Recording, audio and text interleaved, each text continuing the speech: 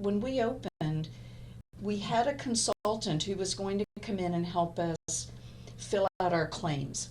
Yes. And do our claims, because she had done it at Riverside, and we consulted, but I don't know, it really wasn't working very well. And I remember her teaching me, and I remember just saying, I'm going to learn how to fill this form out and get this out of our billing program into a claim form. And I guess taking charge in that way is the way that helps me feel like a master. And we were small enough that it didn't feel, our budget was small enough that if I had to go without a paycheck, that we could have sustained. If you and I and the three of us, we went without paychecks. And it was still in those early days, okay, if I can't get paid this month, that's not the end of the world. The center will still continue, because by us not taking a paycheck or taking a partial, we can still see patients, because we can still pay for the office manager. We can still pay for the clinician that we have that wasn't a founding member and wasn't in this.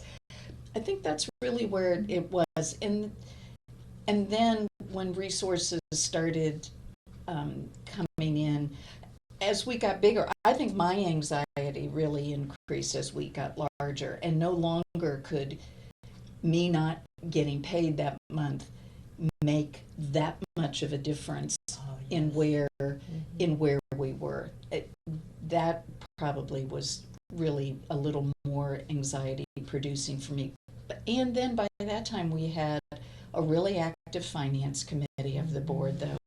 I felt like I had partners in the support, and there was a time in our history where we were really struggling. I mean, we were really a month or two from running out of cash. And I remember you and I sitting with the executive committee of the board, and their support and their encouragement and their ideas about what we could do to get through this time sustained us. And then we developed a plan. I mean, from there, then there was a financial plan that really helped sustain us going forward. But that was working evenings and weekends didn't, it was just, that's what you do. Because we all knew none of us were in this alone. Yeah. That's true. We always knew that. We always knew that whatever we needed, we could ask for support and help, and we would have that some way, shape, or form. For me, it was scary, overwhelming, and I was scared to death.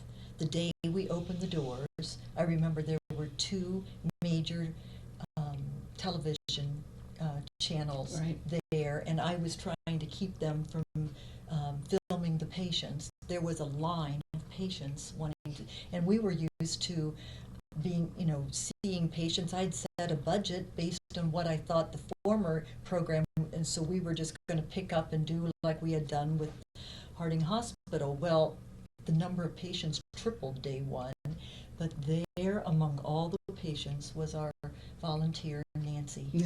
And Nancy, and I think she was in her 70s at that point, and she stood there like a little angel, and the door was still locked. I came with the keys. The patients were standing there, and I said, Nancy, you're here. And she goes, of course I'm here. Now let's get started. And that was the beginning. And we walked in, and on one level, we were so busy, night, day, there wasn't time to be scared. All my fear got sublimated into just activity. But I didn't sleep hardly at all for the first 3 months. I'd wake up and my husband would go, what are you doing? And I'd say, I'm writing a new budget. I don't think we're going to make it through this month. We're not going to make it. Nobody's going to get their pay.